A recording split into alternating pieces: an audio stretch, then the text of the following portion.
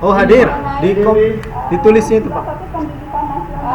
Filosofi pendidikan nasional yang sudah dikembangkan di Jakarta. Untuk waktu dan tempat barangkali kami langsung sampaikan, kami berikan kepada Iprio sebagai penyampai materinya. Mari simak bersama Bapak Ibu semua agar kita nanti bisa mungkin mendiskusikan hal-hal yang perlu didiskusikan, dan Bapak Ibu bisa masukkan pertanyaan ke dalam kolom chat di dalam YouTube untuk kami nanti kompilasi dan bisa kami sampaikan kepada beliau. Waktu dan tempat kami persilakan. Baik, terima kasih. Assalamualaikum warahmatullahi.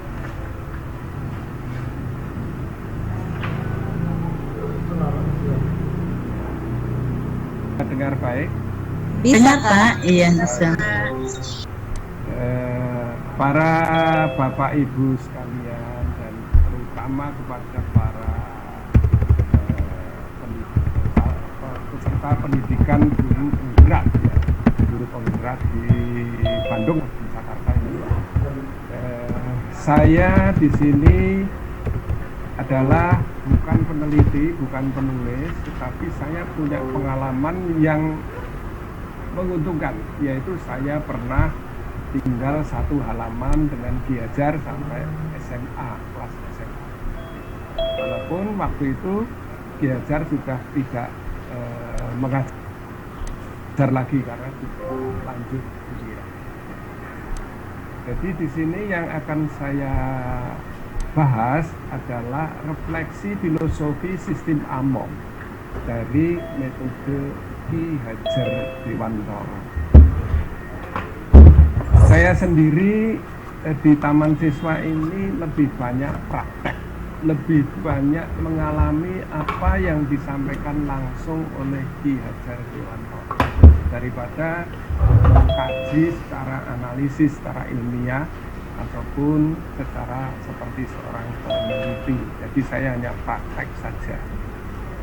Jadi di sini yang disebut Among itu adalah momong, ngemong, ya. Lanjut ini. Jadi momong, ngemong itu artinya mengemban, ya. Itu ini saya tunggu dan lanjut. Jadi ini ada salam bahagia dulu, ya. Apa yang disebut salam dan bahagia? Yang disebut salam dan bahagia itu adalah salam khas Taman Siswa untuk semua golongan, semua agama, semua suku.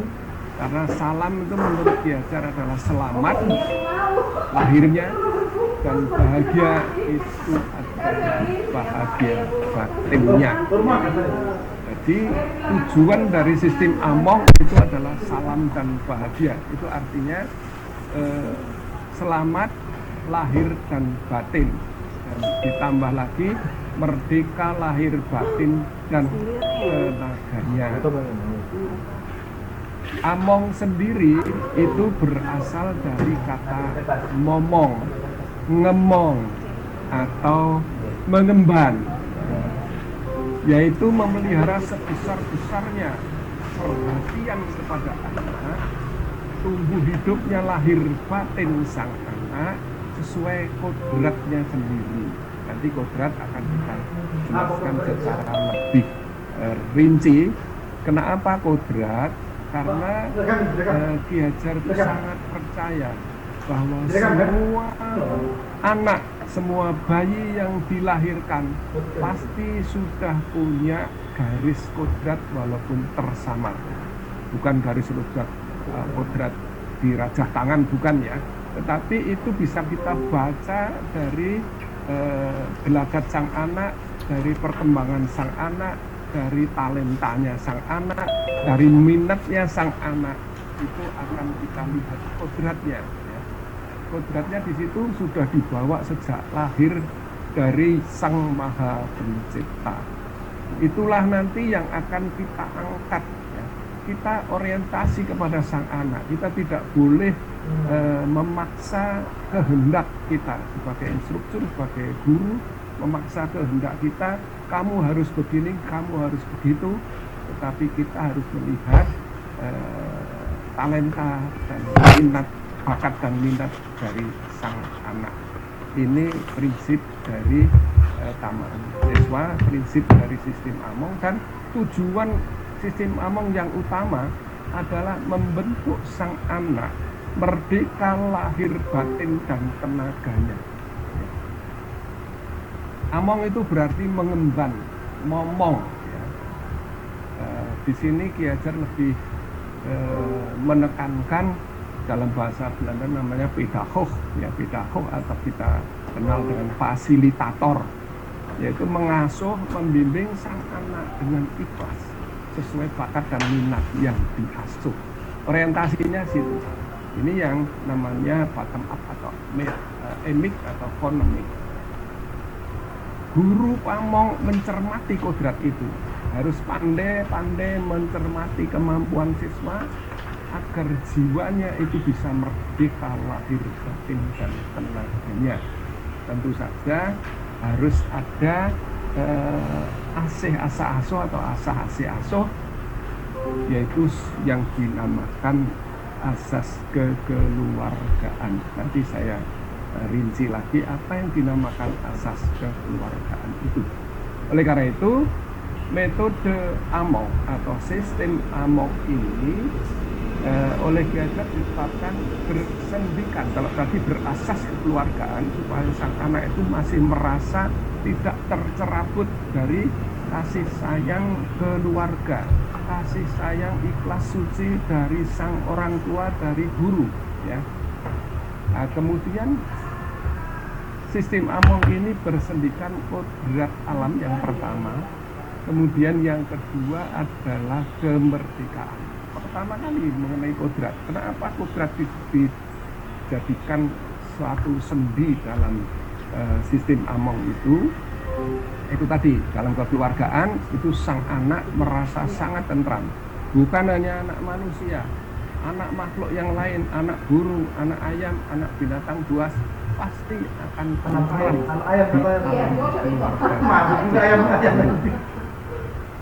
Sifat kodrat anak itu juga, selain itu juga suka main-main. Dalam bahasa Belandanya, dia sering memakai kinderspellen. Kinderspellen itu memang secara kodrat sudah ada. Anak ayam suka lari-lari supaya bisa lari dari para predator.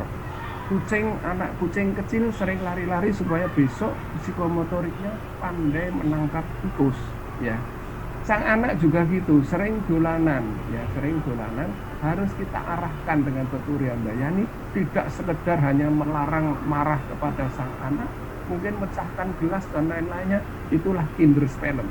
Kodrat itu memang sudah ada pada anak-anak, nggak tahu tujuannya ke sana kemari, lari loncat-loncat, ya. Tapi itu memang sudah kodrati dari Allah Subhanahu wa Ta'ala. Jadi itu tidak boleh kita hentikan. Kita harus tuturi handayani kodrat talenta anak ini, atau Rudolf Steiner, sahabat Ki Hajar di Eropa, itu menamakannya sebagai eurythme. Eurythme adalah yaitu kodrat yang sudah tergaris oleh Yang Maha Pencipta, dan anak itu sebetulnya sudah berlainan satu sama lain. Itu harus ciri khas masing-masing. Sehingga anak kalau dengan tuturi handayani didorong supaya bakat dan minatnya itu bisa lebih berkembang. Oleh karena itu, sang anak dengan tuturi handayani didorong agar supaya dia itu aktif mencari tahu. Sang anak bukan hanya pasif menanti diberitahu. Jadi sang guru, kalau di taman siswa namanya pamong, itu kalau dengan buku itu, besok saya akan menerangkan buku halaman 11 sampai 15 dibaca di rumah. Nah, ini sang anak ini supaya dia aktif mencari tahu, agar besok pada waktu dia diberi pelajaran itu dia sudah tidak blank sama sekali, ya. Ini didorong dengan tuturi handayani itu. Tidak hanya dia pasif apa yang diberitahu oleh apa yang diberikan materi oleh guru, oleh pengajar, tidak bisa seperti itu. Itu yang dimaksud dengan tutwuri handayani, yaitu mendorong sang anak sesuai dengan bakat minatnya, bukan atas instruksi dari sekedar instruksi dari instruktur, dari gurunya, dari pelatihnya, bukan. Pengertian kodrat alam di sini itu kalau kodrat alam secara menyeluruh itu pasti maju, ya, tidak mundur, ya, tidak berhenti, kan itu berjalan maju. Pagi menjadi siang, tidak mungkin siang kembali lagi kepada pagi, tidak mungkin dewasa kembali menjadi anak. Ini yang dimaksudkan oleh Ki Hajar kalau menerangkan. Ya. Oleh karena itu Ki Hajar itu haruskan pada pamong, pada seluruh siswa taman siswa itu untuk menyesuaikan dengan kemajuan alam dan zaman, dalam bahasa Belandanya tijd en ruimte. Jadi itu alam dan zaman. Alam itu diciptakan oleh Sang Maha Pencipta, sedang zaman itu dibentuk oleh budaya manusia seiring dengan olah budaya manusia. Jadi alam dan zaman itu harus kita ikuti terus. Kalau dulu kita hanya menulis dengan tabak atau batu tulis, ya, sekarang sudah dengan ballpoint, bahkan sekarang sudah dengan gadget, sudah dalam daring ini kita sudah dengan IT. Nah, itu harus kita menyesuaikan dengan kemajuan alam dan zaman. Itu yang disampaikan Ki Hajar beberapa periode yang lalu, dasawarsa yang lalu, ternyata juga berlaku pada saat ini. Lanjut. Lanjut, ya. Udah sebelumnya ini. Ya. Tuntutan kodrat anak itu selalu ingin merdeka. Kita perhatikan aja dari kandungan aja, dia secara mandiri dia kepengen keluar dari kandungan, kemudian terjadilah kelahiran sang bayi. Pada waktu sudah lahir dia juga merdeka, mau minta minum kapan saja, nangis kalau dia haus, minta ASI, ya. Dan itu sang ibu, pengasuh, pemomong yang ngemong ini tidak boleh kok, wah saya kepengen sekarang ngasih ASI sekarang saja, tidak bisa. Harus sang anak itu betul-betul sangat membutuhkan, baru kita kasih. Itu yang namanya orientasi kepada kondisi sang anak. Kemerdekaan ini hingga lanjut hingga dewasa pun sang anak itu pasti akan berontak kalau ada kekangan untuk kemerdekaannya. Burung saja kalau kita kurung pasti nabrak sana nabrak sini, itu sudah kodrati dari yang maha kuasa, kepingin merdeka. Jadi merdeka itu adalah sudah kodrat dari yang maha kuasa. Ki Hajar sering di halamannya itu menanam. Karena saya satu halaman, saya sering juga melihat Ki Hajar jongkok, memumbun tanah, mencabuti rumput. Dan Ki Hajar itu dalam setiap sambutannya sering menamakan, saya itu bukan pendidik, bukan apa, saya itu hanya juru taman. Juru taman yang dengan sistem Among ini memerdekakan jiwa sang anak. Jadi juru taman ini saya menanam pohon bunga ini yang bunganya putih, yang nanti akan jadi bunga putih. Tidak bisa saya paksa nanti dikasih jadi merah, tidak bisa, karena sudah kodratnya. Itu menurut Ki Hajar. Oleh karena itu Ki Hajar sering, saya itu hanya juru taman, menumbuhkan sang anak sesuai kodratnya, dan hanya memberikan pupuk-pupuk. Itulah yang namanya tutwuri handayani, itulah yang namanya sistem anak. Juga kodrat yang di sini, sendi kodrat di sini masih kodrat tanah air. Karena tanah air kita itu terdiri dari lebih dari 17.000 pulau. Ada ras yang berlainan, suku berlainan, agama berlainan. Bahkan sejak zaman Majapahit ada semboyan yang kita pegang, yaitu Bhinneka Tunggal Ika, Tanhana Dharma Mangrowa, ya, itu yang aslinya pada zaman Majapahit. Jadi semua yang beraneka-aneka itu nanti akan bersatu menjadi kuat, yaitu Bhinneka Tunggal Ika, dan keberagaman ini harus disyukuri guna membangun kodrat yang bermacam-macam, yaitu multikultur, bukan monokultur. Itu yang disampaikan oleh Ki Hajar. Oleh karena itu, Taman Siswa sejak didirikan itu adalah sebagai perguruan kebangsaan. Dalam bahasa Belandanya, National Onderwijs Instituut Taman Siswa. Jadi National Onderwijs itu sekolah kebangsaan. Dalam pengertian kodrat ini, nanti dulu, jangan pindah dulu. Dalam pengertian kodrat ini itu berlainan dengan paham tabula rasa. Ya. Tabula rasa itu menganggap bahwa semua anak itu adalah seperti lembaran putih yang nanti tergantung kita mau memberi warna apa, itu tergantung pada guru, tergantung itu. Tidak, bukan anak itu bukan kertas putih, tapi anak itu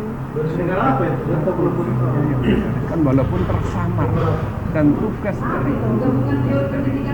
pelatih dan dari itu harus jeli melihat bakat dan minat siswa secara rinci. Sebelum usia pubertas, anak itu mengalami yang dikatakan Ki Hajar adalah usia emas. Dalam usia emas itu apapun yang dialami, apapun yang dilatihkan, apapun yang dididik itu pasti tidak lupa seumur hidupnya. Coba kalau kita reuni kelas SD gitu, masih ingat itu dulu gini itu masih ingat. Dan itu akan menjadi dasar karakter, pembentukan karakter pada hari dewasanya. Ya, lanjut. Nah, ini kodrat dolanan. Sang anak itu senang dolanan tadi. Ini dengan berirama musik, tinggi rendah nadanya. Sekali Pak. Sudah sekali Pak. 2 kali sih itu ya. Sudah tertentu. Absen. Iya Pak. Di mana tadi Bu? Ya, harmonis. Nah, ini anak-anak di Putus lagi. ajak praktek di sini dolanan ini karena punya kodrat Yang apa itu Pak? dolanan, sehingga itu bisa tersalur di sini. Ini ada kembang-kembang sambil menari, seolah-olah ini ada serangan dari harimau dari hutan datang ke desa. Nah, itu kemudian kita sama-sama Di WA Pak, di WA. mengusir Iya di WA mana? Di WA Pak, di WA. Di Serdang dolanan CGP. saja, Iya, udah kita yang mana? supaya sang anak itu ya sambil berirama, sambil bernada itu bisa harmonis perilakunya, harmonis budi pekerti. Nah, sendi yang kedua adalah kemerdekaan. Seperti tadi saya sampaikan, merdeka itu menurut Ki Hajar Dewantara, merdeka lahir batin itu adalah tujuan utama dari sistem anak. Jadi sang anak harus merdeka, hak untuk mengatur dirinya sendiri ini dalam self beseeching recht. Self beseeching recht ini bahasa Belanda, itu adalah hak untuk mengatur dirinya sendiri. Tetapi menurut Ki Hajar, merdeka ini nanti berlainan dengan apa yang disampaikan oleh Dr. Maria Montessori, itu sahabat Ki Hajar yang juga kepengen ketemu Ki Hajar pada saat sebelum merdeka. Itu kalau Montessori itu menghendaki atau membuat metode merdeka yang namanya absolute Freiheit atau merdeka mutlak. Tetapi kalau Ki Hajar enggak, yaitu harus ada batas, yaitu tertib damainya atau order and freedom hidup bermasyarakat. Jadi tidak merdeka sekehendaknya sehingga merugikan, teriak-teriak sehingga tetangganya bising, teriak-teriak sehingga kelas di sampingnya juga tidak bisa mendengar suara dari gurunya. Itu juga bukan merdeka yang dikehendaki oleh Ki Hajar. Merdeka boleh, tapi tetap menjaga order and freedom, tertib dan damainya hidup bermasyarakat. Nah, itu tadi saya katakan kalau Dr. Maria Montessori itu absolute Freiheit, ya. Pokoknya ya merdeka bebas gitu. Nah, ini mungkin akan dekat dengan paham yang namanya liberalisme. Sistem Amon juga melarang hukuman yang dengan pemaksaan. Karena hukuman dengan pemaksaan, dengan hukuman yang suruh berdiri di muka kelas saja, kemudian ada justru malah pakai fisik ya dari guru atau pamongnya. Ini adalah tabu di dalam sistem Amon. Boleh memberikan sanksi, tapi sanksi itu harus seimbang, netral, tidak berpihak. Misalnya ada dua anak yang berkelahi, kita tidak boleh berpihak dalam salah satu, dan adil sesuai dengan kesalahan atau kekurangan dari siswa itu.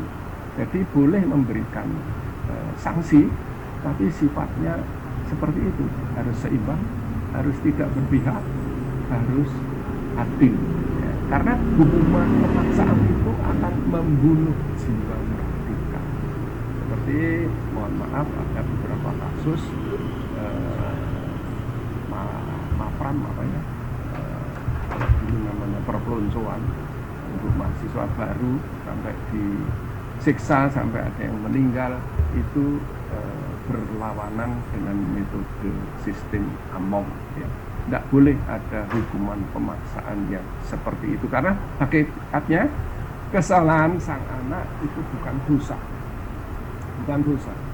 tapi itu adalah hanya salah asuh saja, dan kita harus bisa mengoreksi, handayani apa yang disampaikan, apa yang diperbuat oleh sang anak. Tutmuri handayani. Ya, lanjut.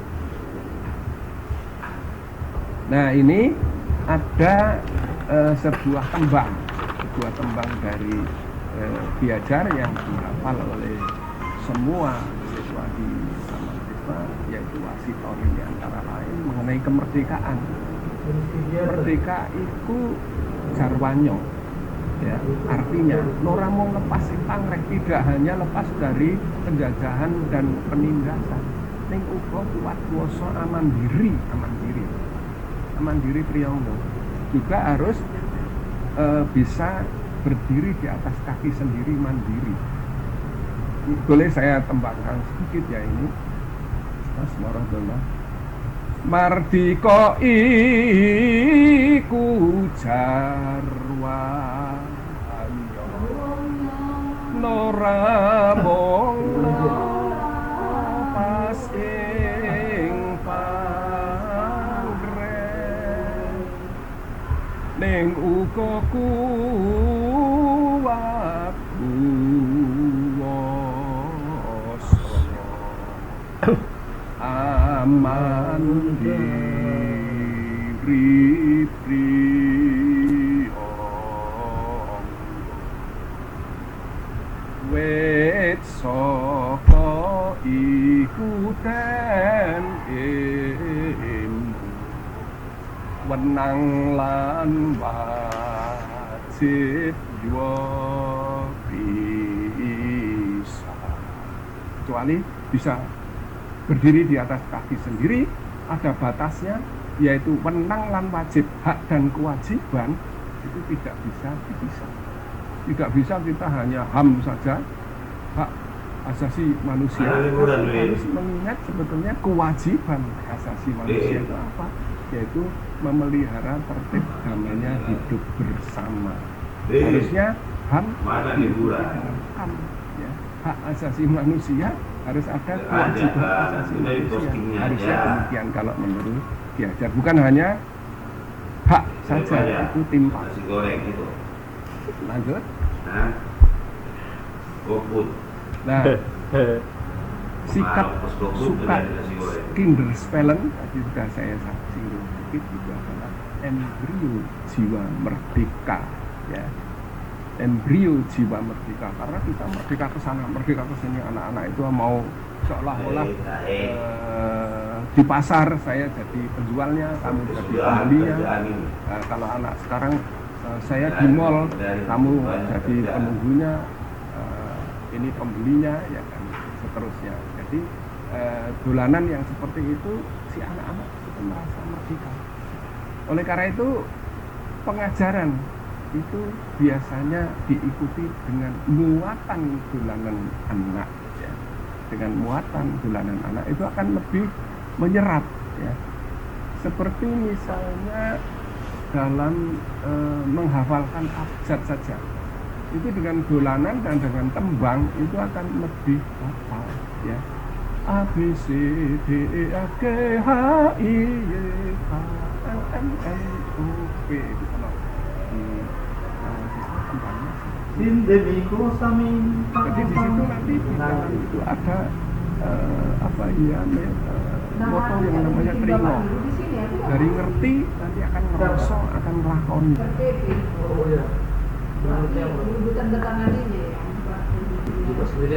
dari apa yang ditindakkan itu akan mengerti. Kemudian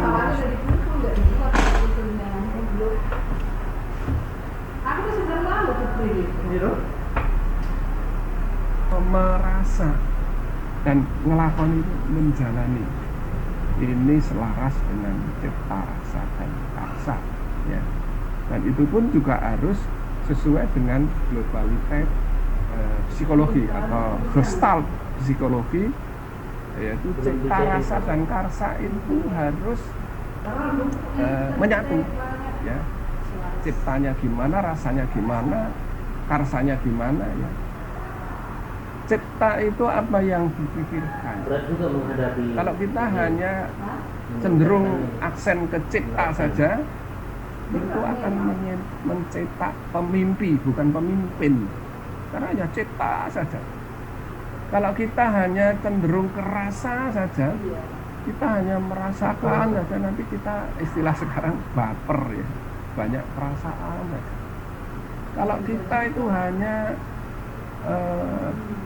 ada karsa saja, ada karya saja, tapi tidak dilandasi oleh cipta dan rasa, itu nanti juga akan malah mudah diperalat oleh orang lain.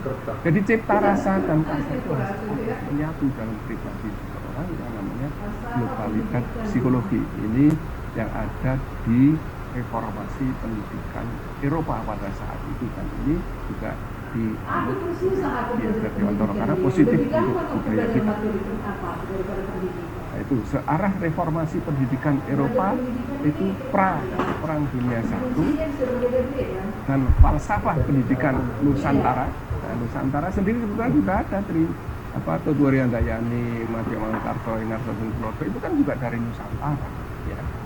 Jadi Ki Hajar kemudian berorientasi kepada sang anak, yaitu bottom up. Kita lihat sang anak itu bagaimana, sang anak itu bakat minatnya gimana, sang anak itu kita dorong supaya aktif mencari tahu. Itu kita dengan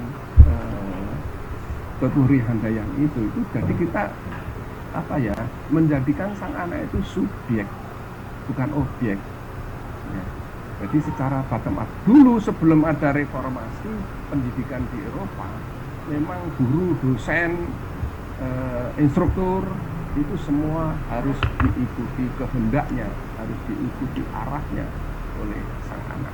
Tapi begitu ada reformasi pendidikan yang pada waktu itu seniornya adalah Friedrich Froebel, ya.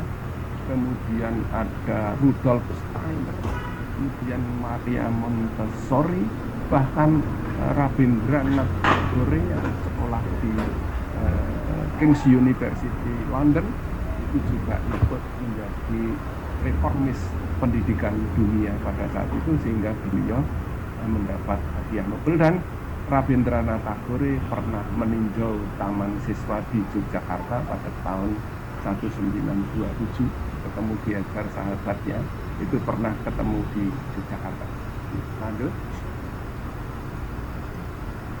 Ki Hajar menulis, ya, pada saat tahun 1922 mendirikan taman siswa, itu ada satu tulisan Ki Hajar yang melihat masa datang itu jauh di depannya. Dan apa yang kita alami sekarang ternyata sudah sudah ditulis oleh Ki Hajar pada tahun 2000. Yaitu tentang zaman yang akan datang, maka rakyat kita ada dalam kebingungan. Ya. Sering kita tertipu oleh keadaan yang kita pandang perlu dan laras untuk hidup kita, padahal itu untuk keperluan bangsa asing yang sukar didapatnya dengan kehidupan kita sendiri.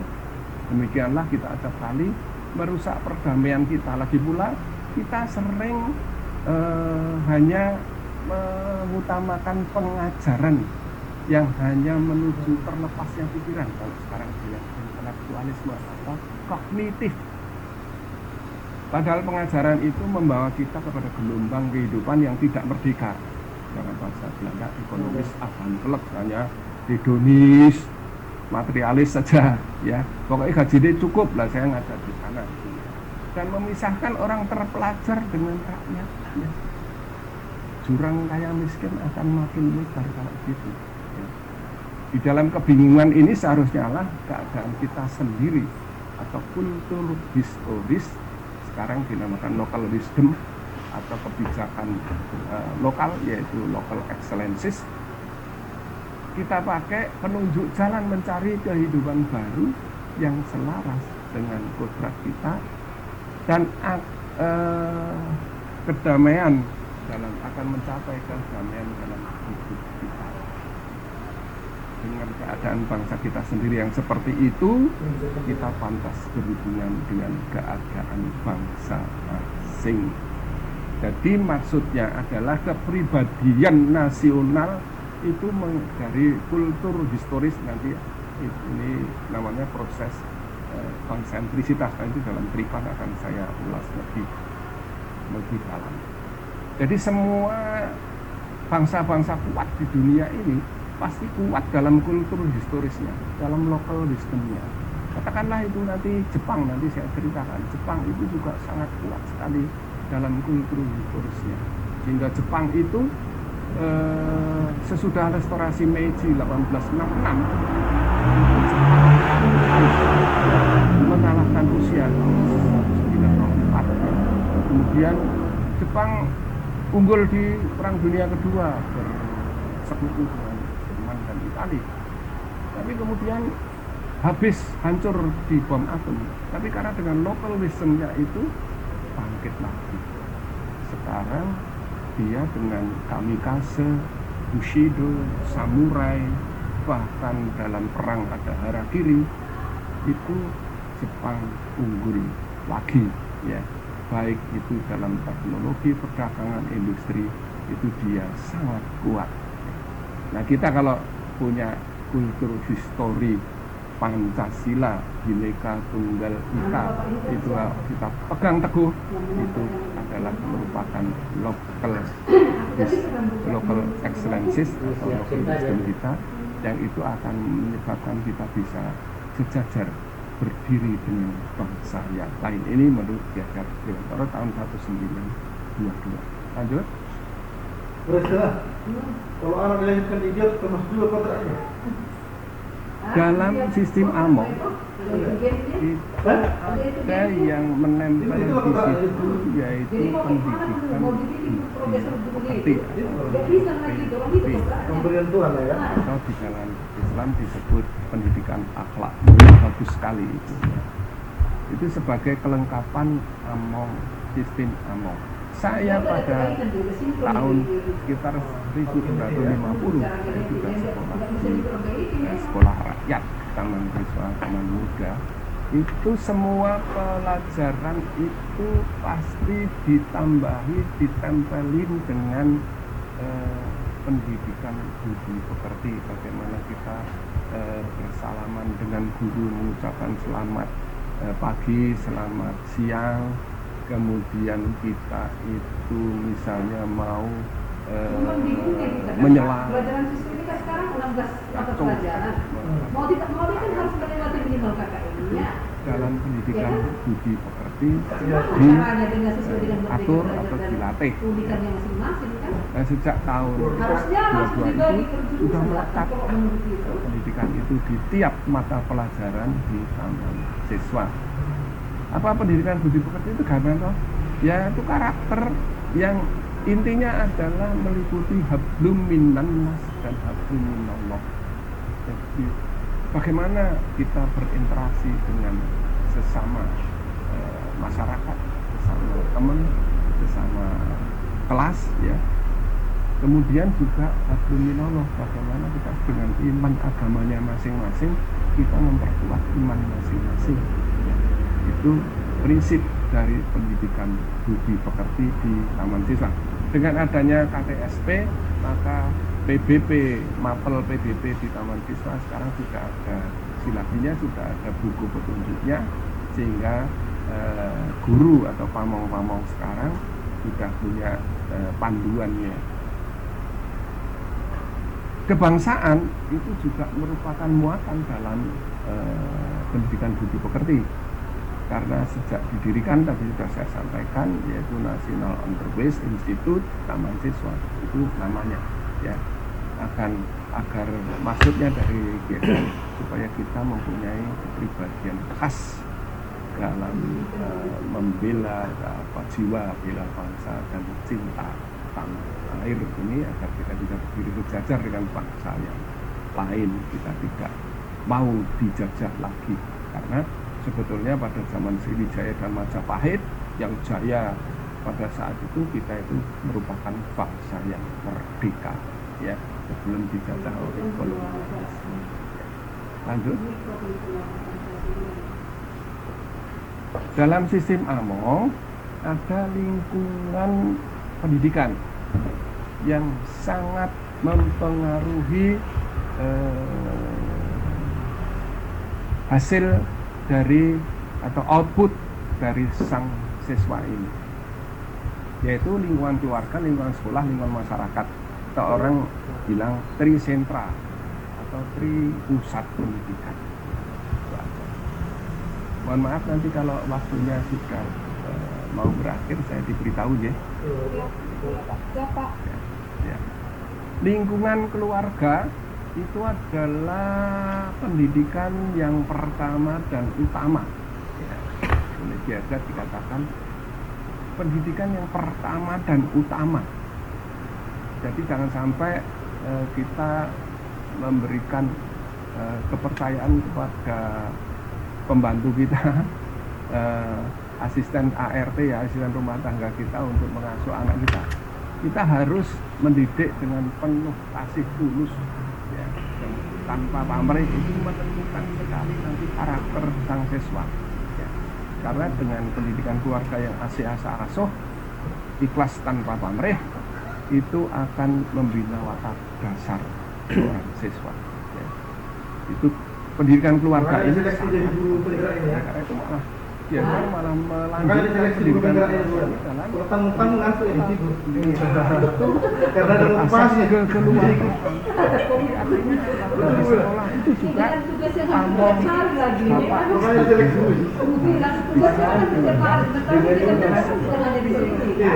masa itu Tapi dia masih sebenarnya tuh dari dan anggap si siswa itu kalau motivasi dari dalam. anak kandung saya. Kalau salah itu bukan dosa, bukan harus disiksa, tapi harus diluruskan.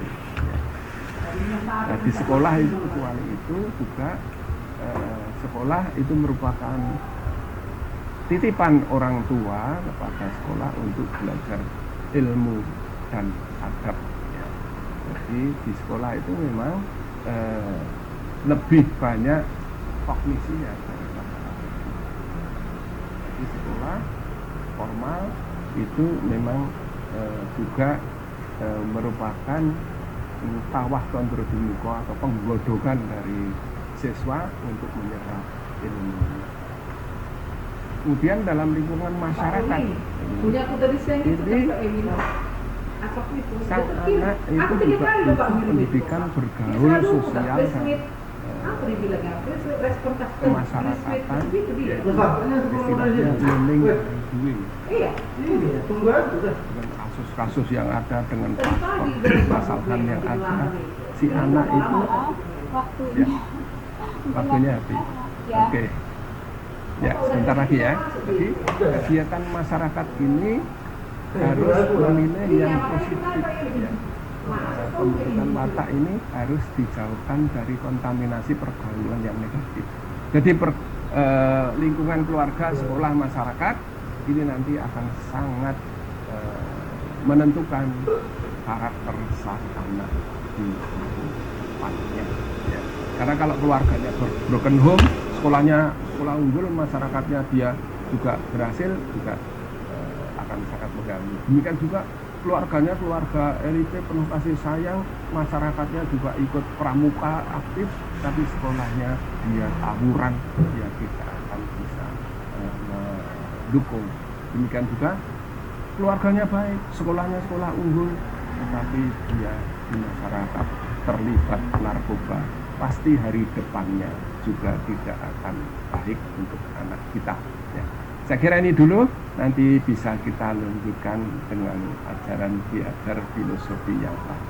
Terima kasih, kurang lebihnya mohon maaf. Wabillahi taufiq wal hidayah. Wassalamualaikum warahmatullahi wabarakatuh.